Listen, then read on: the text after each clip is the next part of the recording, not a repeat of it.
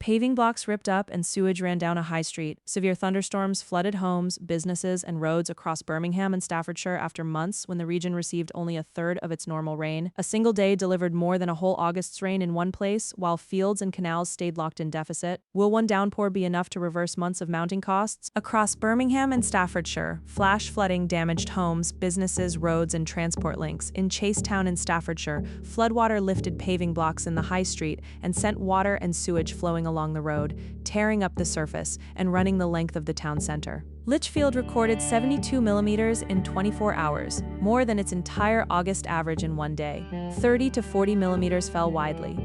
Almost 2,500 lightning strikes were recorded by early afternoon, part of the same band of heavy, thundery rain that ended the long, dry stretch. That wet day followed months of unusually dry weather when crops and grass failed to grow sufficiently. Without growth, there was no cheap, homegrown grazing to finish lambs or support breeding ewes in late summer, and the system that depends on grass coming to the animals had to reverse. Near Alcester in Warwickshire, insufficient grazing forced a management reversal.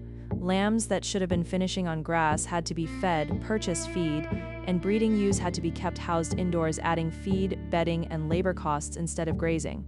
The substitution has a weekly price. About £1,500 a week is going on additional feed alone, a concrete drain that compounds across a season when grass does not regrow and finishing schedules slip. On the farm, 31 millimeters fell between 7 a.m. and the time of the interview. It wet the ground and offered some relief, but it did not instantly restore grazing or crop bulk after months of deficit. Regrowth needs sustained moisture, and seedlings need time to provide grazable cover for lambs and allow ewes back outdoors. The same lack of water over months is extracting money from land and water at once. Near Alcester, the farm pays more to keep animals fed and housed. At Stoke Golding, a hire boat company cannot get boats to its maintenance tents because the channel is too low, removing the ability to service and turn vessels, and had to cancel 2 large bookings outright, losing revenue that cannot simply be rescheduled. Those totals underline the shift. 72 millimeters at Lichfield, 30 to 40 widely, 31 on the Warwickshire farm where the interviews took place, all after a period that delivered only about a third of the monthly average.